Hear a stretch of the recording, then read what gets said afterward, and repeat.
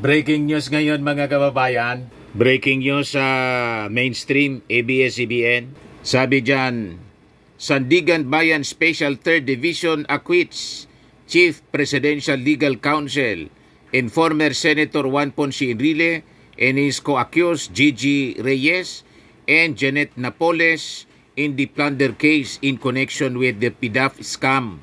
Napawalang sala po si Lolo Juan, pati yung kanyang chief of staff si Gigi Reyes. Ayan po. Siyempre masaya si Enrile ngayon. Acquitted siya. Ito si Janet Lim Napoles mga kababayan. So sabi diyan, the Sandigan Special 3rd Division said the prosecution failed to prove guilt beyond reasonable doubt.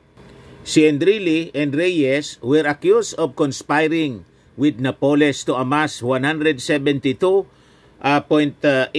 million pesos in kickbacks from the former Senate President's Priority Development Assistance Fund through ghost NGOs created by Napoles.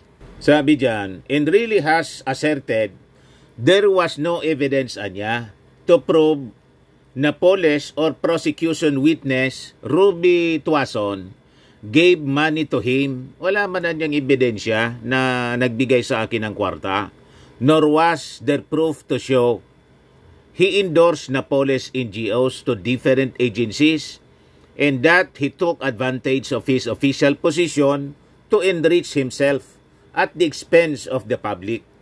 Enrile invoked age, speedy trial in urging Sandigan Bayan to immediately dismiss plunder case. So maganda na nadesisyon na mga kababayan para finally malinis yung pangalan ng ating Chief Presidential Legal Counsel. Kasi ito yung ito yung nagbigay ng batik sa pangalan po ni Enrile. Lalo pa siyempre, ginawa siyang Chief of Staff, Chief Presidential Legal Counsel ng ating Pangulong Bongbong Marcos. So, iniisip ng mga kalaban, bakit niya yung ating Pangulong Bongbong ang kinuhang Chief Legal Counsel akusado ng pandarambong? Diba? O ngayon, finally, nalinis na yung pangalan mga kababayan ni Enrile. Pati yung kanyang Chief of Staff na si Gigi Reyes. Si Gigi Reyes po, nagsilbi siyang Chief of Staff from 1995 to 2001 and from 2004 to 2010. Argued she never signed any letter niya endorsing NGOs as implementing agencies of Enrile's PDAF. Enrile's criminal prosecution started on June 5, 2014 and had been pending for a decade. So after 10 years mga kababayan, 2024 na ngayon, finally, napawalang sala mga kababayan si Enrile, pati yung kanyang Chief of Staff. But mga kababayan, hindi man yan yung topic natin ngayon. Siyempre yung topic natin ay yung mga nagpa-file ng kanilang Certificate of Candidacy. Si Willie Ong mga kababayan, nag-file na rin po ng kanyang COC kahapon. Ang nag-file yung kanyang asawa si Dr. Lisa. So pag-usapan po natin, ano yung magiging kapalaran po ni Dr. Willie Ong?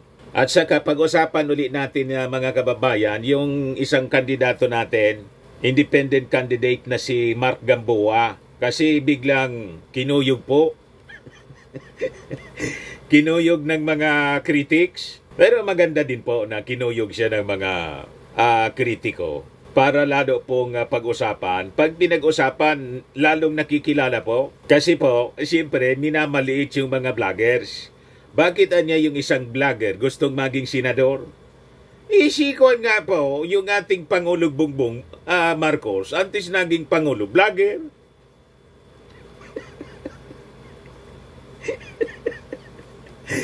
Huwag ninyong maliitin po ang pagiging vlogger. Iba-iba yung category ng mga vloggers. Huwag tayong magmaliit ng anumang profession po. Yung iba po, minamaliit. Vlogger lang anya yan. Paano naging vlogger lang? Naalala ko tuloy mga kababayan yung advertisement noon ng Land Bank. Nasabi po sa advertisement ng Land Bank, dapat na niya bigyan natin ng dangal ang anumang gawain. May dangal sa paggawa. Huwag anyang janitor lang. Kailangan janitor ako. May dangal sa paggawa. Huwag anyang pulis lang. Dapat pulis ako. May dangal sa paggawa. Huwag anyang sabihin nating magsasaka lang.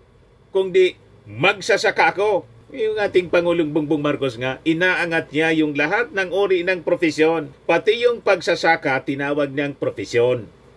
Bigyan nating dangal ang lahat ng uri ng paggawa. Lahat ng uri ng gawain, wag lang yung masamang gawain. Yung pagnanaka, walang dangal doon. Yung maging waiting lord, drug lord, mga illegal activities, yun ang walang dangal. Pero tingnan ninyo mga kababayan, yung mga sabit sa mga walang dangal na gawain, honorable. Di ba? May mga nasasabit, gobernador, may senador, may presidente nga ngayon na naugnay sa drug operations. Hindi yung ating Pangulo. Yung ating Pangulo, ina-accuse lang mga kababayan. Yung iniimbestiga po sa Quad Committee, umabot po sa kataas-taasan. So, bigyan natin po ng dangal ang marangal na gawain. Yung vlogging po, marangal na trabaho. Bagong trabaho po ito na nag-emerge because of the advent of itong tinatawag nating digital age. So we have now vloggers. Dati, mga broadcasters, journalists, announcers, writers. Ngayon po, vlogger. So anong problema ninyo? Ang isang vlogger tumakbong senador. May vlogger nga po, naging ng Pangulo. Si President Bongbong vlogger. Galing sa pagiging politiko, vice governor, congressman, senador. Di ba? Nag-vlogging siya. Ang dami ng mga ginagawa niyang content creator siya. Ngayon po, presidente. So anong problema ninyo? But before natin mga kababayan pag-usapan, click subscribe muna dito sa ating YouTube channel and hit the notification bell para lagi po kayong updated sa mga kaganapan dito sa ating bansa. Like and share na rin po ninyo ng ating video. At wag na rin po ninyo na skip yung ating mga commercial ads para tuloy-tuloy lang ang pag-unlad ng Bagong Pilipinas. At itong ating programa mga kababayan, atid sa inyo nitong ating mga sponsors. Firmax Firming and Lifting Cream. Pinapay po sa mga pulses in affected area. Mainam po ito sa mga pains at paninigas ng mga kaso-kasuan. Ito sa mukha naman yung application, anti-aging, Automax po siya. Ito ay Glow Zero mga kababayan. Whitening po siya. Made in South Korea. Ito naman po, Nengxia Red Mix Fruit Drink. Gawa po siya sa goji berry. May anti-cancer properties po siya. At sa mga naghanap po ng malinis and spacious fitness gym, pumunta lang po kayo sa aming Colossal Fitness Gym. May Grab car rental din po kami. At bills payment po sa aming office. At saka sa mga mahilig po sa mga imported bags, manood po kayo sa live selling ni Madam Eileen Rosales sa kanyang Eileen Closet po. Pati mga shoes, ito yung kanya po. Ito yung kanyang page. Kita ninyo, napakagandang mga online selling po siya. Si Madam Eileen Rosales. Cellphone number niya po, 773-798-7816. So, balikan natin mga kababayan yung ating topic. Unahin na natin siguro itong si Mark Gamboa kasi naging controversial siya. So, makakabuti ito sa kanyang kampanya. Pero sinagot na niya mga kababayan yung mga atake sa kanya ni Banat Bay. Ito yung vlog niya mga kababayan. Models of Manila. Sabi ni senatorial candidate Mark Gamboa, nagkasagutan kami ni Banat Bay dahil sa hirit niya sa vloggers na kumandidato. Itama naman po yung mga puntos ni Mark Gamboa. At sabi nga po ni Alan Herman, kilala ninyo ito si Alan Herman? Expert po siya pagdating sa media promotion po. Ang mga kalayan siya, mga politiko. Para siya yung mga gumagawa ng mga media plan para lalong makilala yung mga kumakandidato po. Natapi kasi po ni Christian Isguera, o sabi dito, content creator seek elective post. Uubra ba ang content creator sa politika? Maganda yung sinabi po ni Alan Hirman, isa pong expert pagdating sa mga media promotions ng mga politiko. Veterano po siya na campaign strategist. Sabi po ni Alan Hirman, kung susuriin niya natin, itong si Mark Gamboa, mas magaling pa niya ito, kwalipikado sa educational qualifications. Sabi ko nga, graduate siya ng Ateneo, Bachelor of Arts in Development Studies, akma sa pagiging politiko, nation building po ang training niya, di ba? At isa siyang negosyante mga kababayan ng cosmetics nationwide. So hindi pwedeng i-classify siya as nuisance. And resort owner. Sabi ko nga sa eskwelahan lang, Ateneo, Atenista ka, hindi ka man basta makapasok sa Ateneo po kung hindi ka marunong, hindi ka matalino, hindi mataas ang IQ, bagsak ka dyan. Tama po? Sabi ni political strategist, veteran campaign strategist, Alan Hirman, pag tiningnan mo niya, itong si, pag sinuri mo niya, yung qualification, mas qualified pa niya ito kaysa sa mga nakaupong senador na iba. Mas qualified pa to, mga kababayan, kaysa kay Manny Pacquiao. Mapera lang si Manny Pacquiao at kilalang kilala dahil sa boxing. Mas qualified pa ito kay Bong Revilla. Mas qualified pa ito sa educational qualification po kay Lito Lapid. Pero ginawa nating mga senador. O diba? Bakit pag may pera at sikat, mga artista, ilan na ba yung mga artista natin? Mas qualified pa to kay Robin Padillang top notcher. Tama po? Kung minsan, kaya nga po, yung mga framers ng ating konstitusyon, binigyan lang po ng simpleng qualification ang mga tatakbo, presidente, and all other elective positions po to give equal opportunity to every Filipino na kwalipikado po na makapaglingkod sa ating bansa. Mga bobo ba yung mga framers ng ating konstitusyon? Bakit nila ginawang simple? Galing sa Commission on Election, Senator, qualifications, mga kwalifikasyon ng kandidato para sa pambansang posisyon, senador, natural born Filipino citizen, hindi bababa sa 35 years old ang edad sa araw ng eleksyon, marunong magbasa at magsulat, able to read and write lang, rehistradong botante, naninirahan sa Pilipinas nang hindi bababa sa 2 taon bago ang araw ng halalan. That's simple. Mga marurunong, matatalino yung framers ng ating konstitusyon na nag-draft nitong simple qualification. Kasi po, hindi man nasusukat sa educational attainment ang pagiging magaling na leader. Nakita ninyo, kahit nung panahon ng revolusyon, mga kababayan, mga graduate ba yung mga naging leader ng revolusyon? Di ba hindi? Ang matalino lang, mga kababayan, na mataas yung pinag-aralan, si Dr. Jose Rizal, pero si Bonifacio, nakapagtapos ba yun ng kurso? Di ba? Yung edukasyon ng mga kababayan ni, hindi man galing sa eskwelahan ni Bonifacio, self-educated. O di ba? Pwede palang ganon. Pero naging magaling na leader ng revolusyon. Kinikilala natin national hero. Kasi ang sukatan ng pagiging magaling na leader, magandang leader po, yung totoong pagmamahal sa ating bayan at intensyon na maglingkod ng maayos, hindi yung magnakaw. Graduate man yan na kung ano-anong bachelor's degree, mga masteral, doctorate, abogasya, doktor, etc. Kung magnanakaw man po, wag na. Di ba?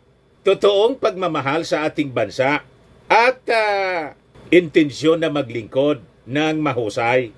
Yan ang dahilan kung bakit ginawang simple ng ating mga framers, ng ating konstitusyon, na nagbigay ng qualifications dito sa ating mga magiging leader, including President.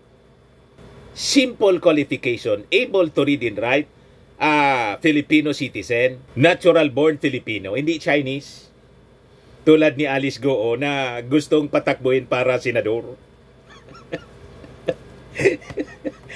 Yan ang nabasa ko rito. Sinusulong ng mga taga-nausog. Nabasa ko sa Bagong Pilipinas nila. Ay, Bagong Pilipinas. Mahalin natin ang Pilipinas. Yung page nila po. Tingnan ninyo ito. Mahalin natin ang Pilipinas. Talagang mga pro-China po. Talagang perwisyo sa ating bansa.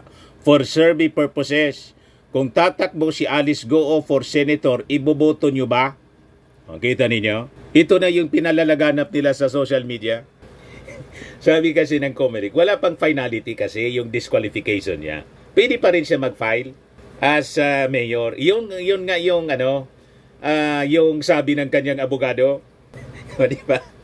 Pag ganyan po, talagang malalagay tayo sa peligro. Lalo't si Alice Goo pinangalanan as spy. Itinuro po ng isang Chinese spy na nahuli nandun sa Thailand, doon sa present mga kababayan ng Al Jazeera, documentary ng Al Jazeera, yung napag-usapan na natin. Anyway, balikan natin dito yung pagbanat kay Mark Gamboa, senatorial candidate ni Banat Bay, at other vloggers mga kababayan, naging sentro ng debate. Ito ang sabi ni Alan Hirman. Pakinggan natin yung porsyon. Iramin ko muna, Christian Isguera. He's fighting for the rights of online sellers. He's very anti-fake news, which I am as well, which Ian is as well. Approve niya? Pinag-uusapan lang ho namin dito kay Mr. Raul M.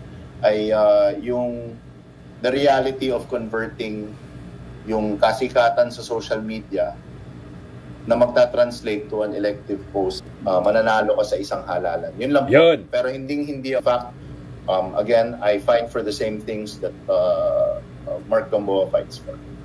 Ako honestly, I haven't met him, I haven't watched his content. Hindi ko alam kung ano yung advocacy niya. So, beast mode commentary kahapon, it was not directed personally at him. Probably baka naman mas magaling pa siya rin sa ibang mga senador dyan. Hindi natin alam, no? Pero mas magaling pa nga talaga. Doing commentary on in terms of educational qualification, position in itself, by sheer virtue of social media popularity. Kaya nga nilalagyan din natin ng konteksto, no? Pero kasi in fact, I'll do one better.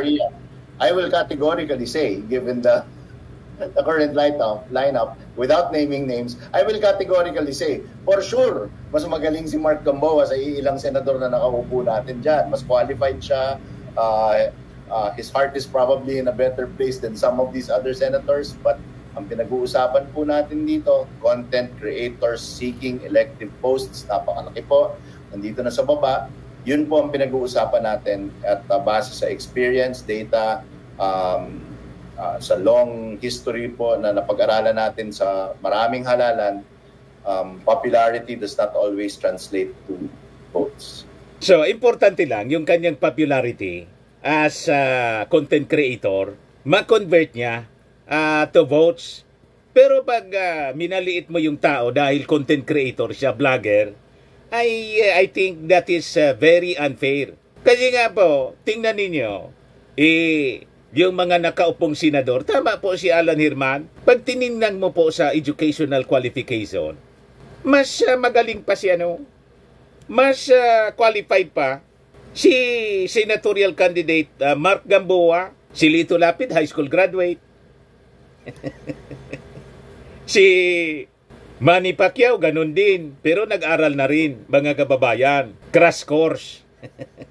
Nag-graduate po ng short course, mga kababayan, kasi kailangan niya. Pero tingnan naman ninyo, during the presidential debate, di ba nakakahiya-hiya, mga kababayan? Kasi hindi niya ma-express ng maayos kung ano yung gusto niya nga sabihin, kahit sa debate sa Senado. Pero tingnan ninyo, isinama pa rin siya sa line-up ng ating Pangulong Bongbong Marcos. Anong ibig sabihin nun?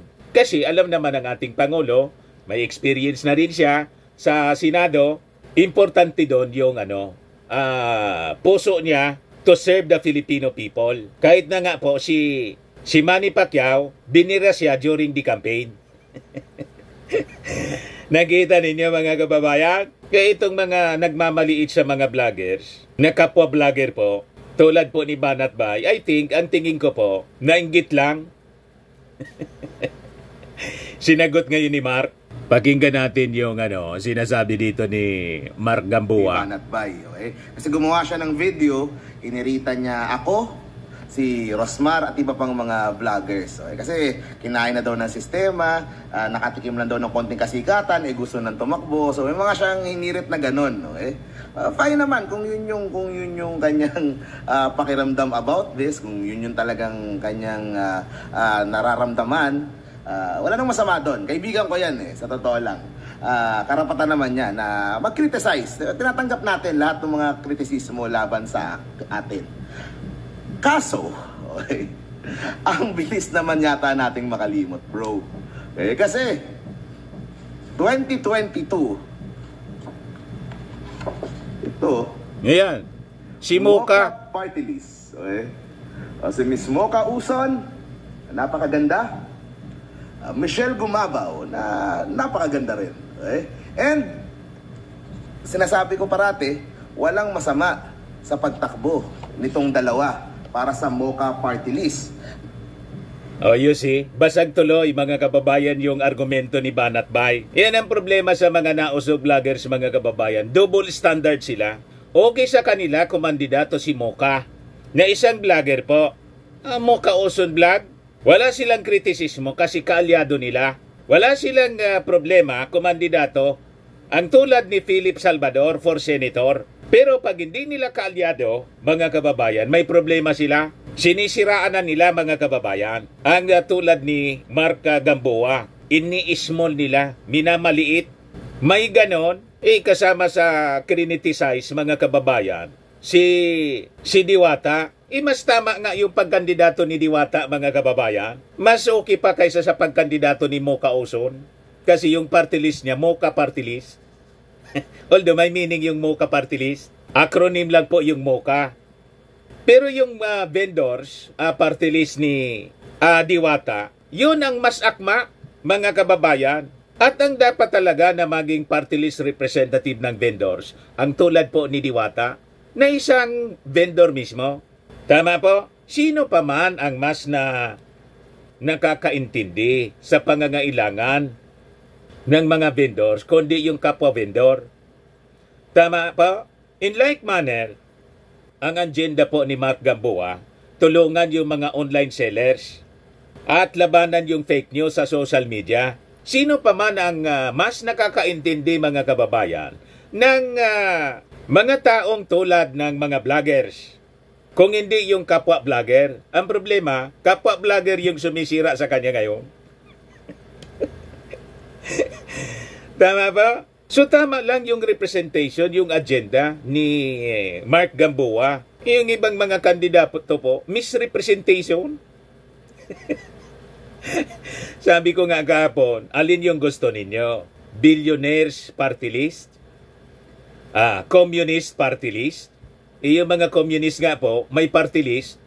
Yung mga vloggers pa, yung ibang mga kandidato, naging senador, mga kababayan, rebelde. Sino mga rebelding senador mga kababayan? Si Trillanes, si Gringo Unasan. Wala kayong problema. Communist na naging senador. Si Ninoy Aquino mismo. Communist. Naging senador, mga kababayan. Naging hero pa ng mga dilawan.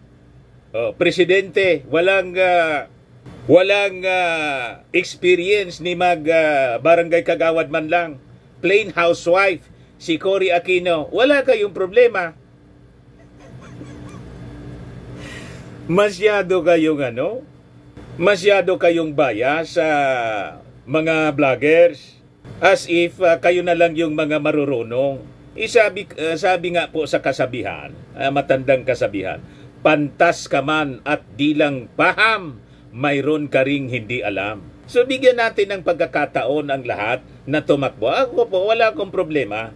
Ang magsasabi kung ang isang tao kwalipikado o hindi kwalipikado po, ang Commission on Election. They are the competent agency to tell, to say, na hindi ka qualified. Tama? I-declare kang nuisance. Di okay.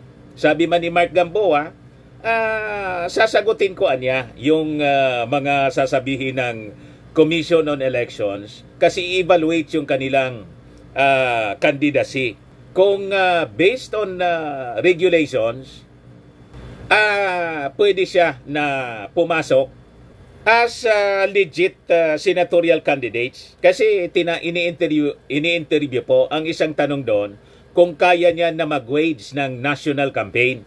Sabi ni Mark, try natin anyang gamitin yung social media. Yun ang kanyang project senador. Kung kaya na ba? Kung hindi natin anya itry, di paano natin malalaman? So tama din yung kanyang mindset, mga kababayan. Nasa digital age na tayo. O tingnan natin kung mangyari baga na manalo through social media lang. O di wow. So may senador na tayo na creation ng social media. Kasi most of our leaders, creation po ng mainstream media. O di ba? Lalo yung mga senador, presidente, lahat sila. Sabi nga po ni Alan Herman, 80% airwar. Ibig sabihin, yung kampanya nila, ginamit nila yung mainstream media. But this time, plus social media na po. With the advent of the social media, yon ang gustong i-probe ni Mark Gamboa. So ano yung problema ninyo doon? Di ba?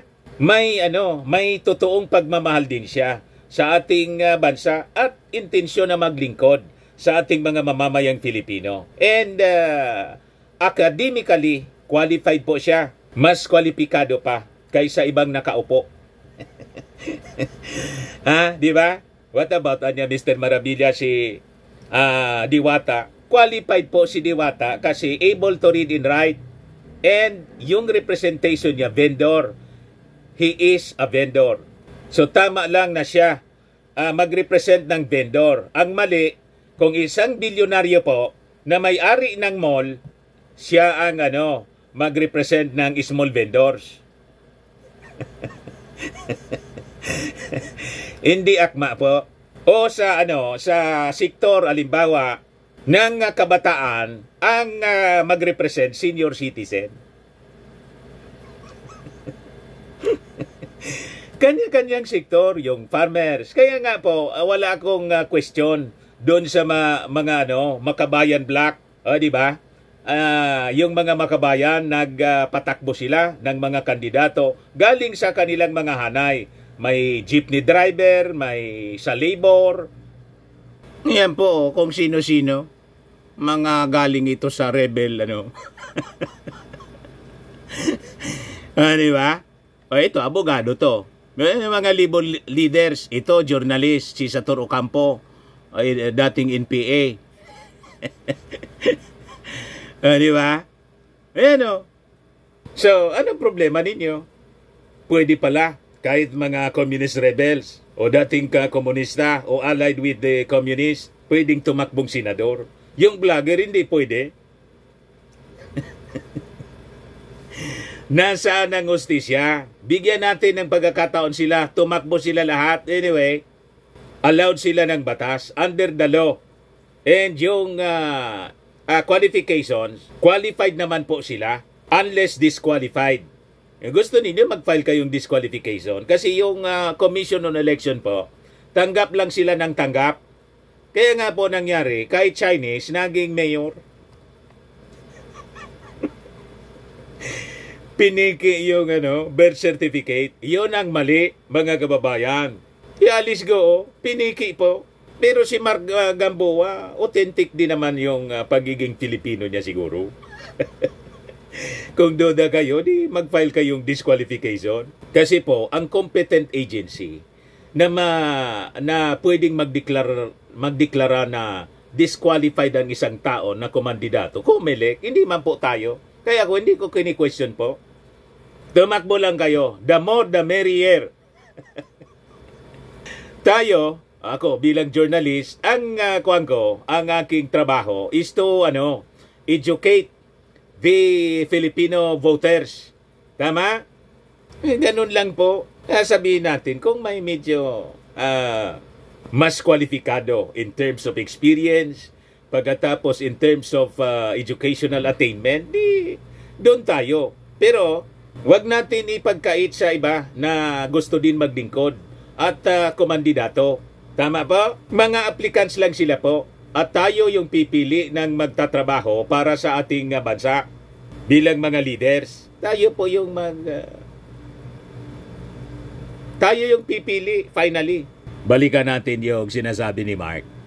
Ang ibig sabihin ay Mothers for Change. Wala talaga sa akin. Mothers for Change doon. Pala ang ibig sabihin ng MOCA party list. Sumuportahan ko pa nga. Sumuporta ako ng konti nung 2022 nung ano nila. Kasi nga sa totoo Mother for Change.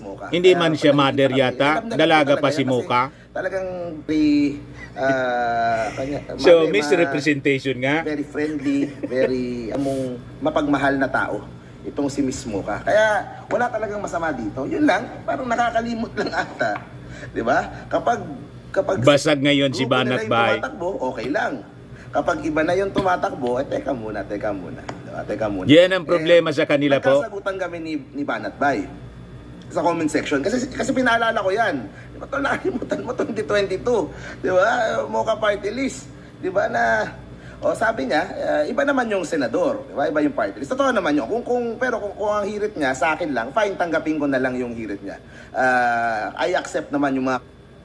Hindi nga pwedeng sabihin na iba yung senador, iba yung party list. Yung party list, haros parehas ng senador, mga kababayan, yung constituency. Bakit po?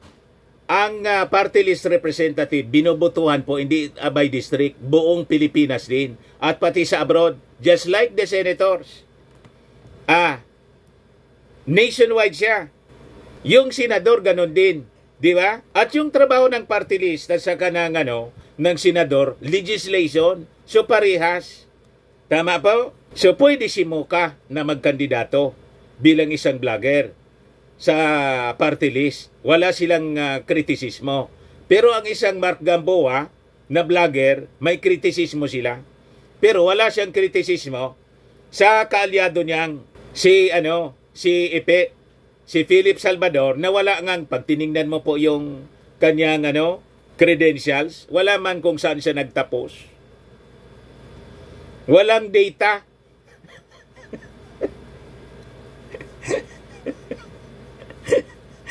You see, tingnan ninyo, sinerge ko po, wala kang, nandyan na nakasulat po sa kanyang biodata, yung experience niya bilang aktor. Tapos may nakita pa ako doon, may kasong fraud. Ikinaso ng kanyang dating asawa, mga kababayan. You see, isabi ko nga mga kababayan, kung hindi maayos yung iyong pamilya, anong rason na maayos mo yung bansa? Di ba? Tulad ni Digong. Kaya hindi na naayos yung ating bansa kasi pamilya nga niya magulo. In like manner, ganun si Philip Salvador. Alam na ninyo, hindi ko naman kailangan ikwento kung sino-sino. Di ba? Gusto mo nga ayusin yung Pilipinas, hindi mo nga maayos yung sarili mo, yung pamilya mo, ayusin mo muna yung pamilya mo. Pag naayos mo, tulad ng ating Pangulong Bongbong Marcos, maayos ang pamilya. Walang mga tato.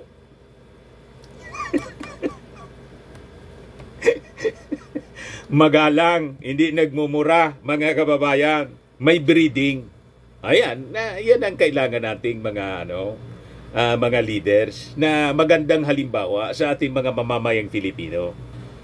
Ngayon, dito tayo kay Doc Willie Ong, mga kababayan. Ang sabi, pagaling na daw si Doc Willie Ong, nagpagamot sa baka manalo to, sympathy vote. Nagpagamot sa Singapore. Ngayon, pangatlo na to, baka pagbigyan ng ating mga mamamayang Filipino. Kaya lang, siguro, inadvisean din ng abogado, hindi natin hawak yung ating buhay. Siyempre, kung halimbawa hindi siya makaabot sa eleksyon o hindi makapaglingkod, ready sila for substitution. Ako, ang tingin ko po, si Lisa ang uupong senador in case hindi makaya. yung kampanya at halimbawa hindi makayang maglingkod ni Doc Willie Ong kasi pumasok siya sa partido. So allowed yung substitution. Action demokratiko po yung partido. So pag may partido, pwede po in case of death or disability. Pero siyempre hindi natin wini-wish ang ganon, masama mag-wish ng masama sa kapwa. Nandiyan naman yung intensyon ni Doc Willie na yung buhay niya, mga kababayan, ay natitira niyang buhay, ubusin niya sa paglilingkod sa ating bayan. Sabi niya, mahal niya ang mga Filipino. Baka pagbigyan ng ating mga mamamayang Filipino. O ito yung statement ni Dr. Willie Ong, Tro Lisa. Ni Doc Willie Ong para i-represent siya for senator. Paano po pinaplano ni Doc Willie abogado niya ng campaign po, nationwide campaign?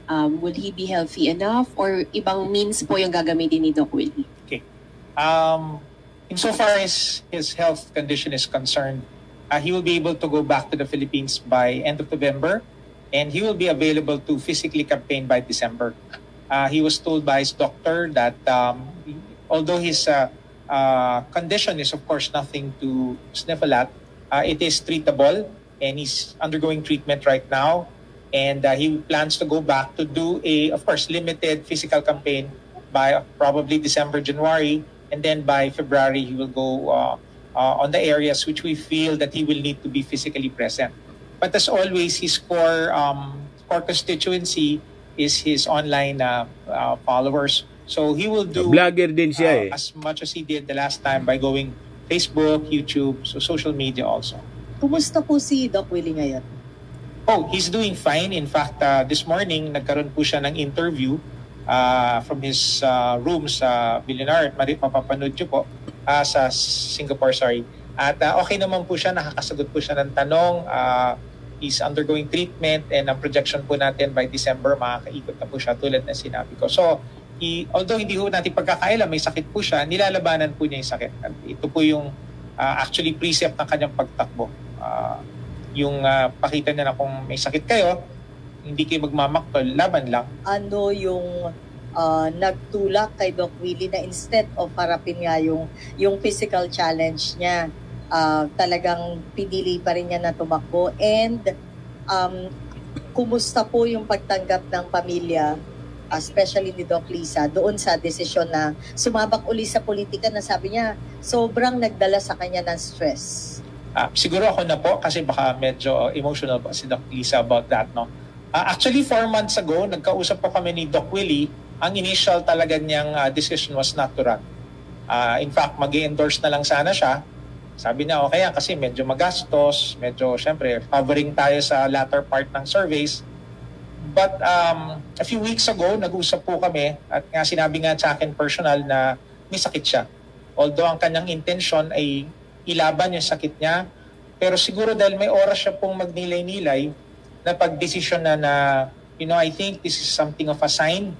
You never really know what's going to happen. So might as well go for what I believe is right. So, dinesisyon niya pong tumakbo despite all the odds. Sabi niya, lalabanan ko tong sakit na to, lalabanan ko din, o ipaglalaban niya yung kanyang decision or dream na tumakbo bilang Senate, and ituloy niya yung mga advokasya niya in health. So sabi niya, alam niya, mabigat ito, but this is going to be a faith-based campaign. Faith that people will understand, faith that God will give him enough time to finish this, and faith that enough people will like him enough and support him enough to propel him to the Senate. So sabi niya, God's will, takbo tayo, pagpasa Diyos natin. And of course, hindi naman fully ganon. Meron din naman po kaming campaigns and strategies that will be utilized as we go on. That's why we still have the team intact from 2022. How confident is Doc Willie that he'd be able to fully carry out the responsibilities of a senator? Sobrang rigorous nung demands sa Senado if he gets elected, given his medical condition. He is fully confident. As a doctor, he is well aware of his limitations, no? For campaigning and for actually participating as an active senator. And he knows and understands that his sickness is not something that will debilitate him enough to prevent him from doing that. There will be times that it will be tough and he will fight for it, but he's very confident that he will be physically fit in the event that he wins to perform the duties of a senator. One as a doctor and one as a firm believer of what he can do and what God can do for everybody. Diba? So nakakabilib din. Dapat ganun ang mindset. Kahit may sakit, ako nga po nung magkasakit po ako, nagpo-programa, nagba-vlogging pa rin ako. Yung iba nakalata kasi medyo namayat po ako. Kasi pag hindi tayo po gumalaw, magmumukmuk ka sa tabi. Maling mindset po yon. Lalong yung pag-deteriorate ng katawan mo, magiging mabilis. Pero kung nandyan yung will mo to fight, siyempre, yung faith in God, napaka-importante yon. Marami po yung nagtaka sa akin. Nangangayayat ka niya, Mr. Maravillas. Hindi ko nga ina-announce na ICU ako noon. O, di ba?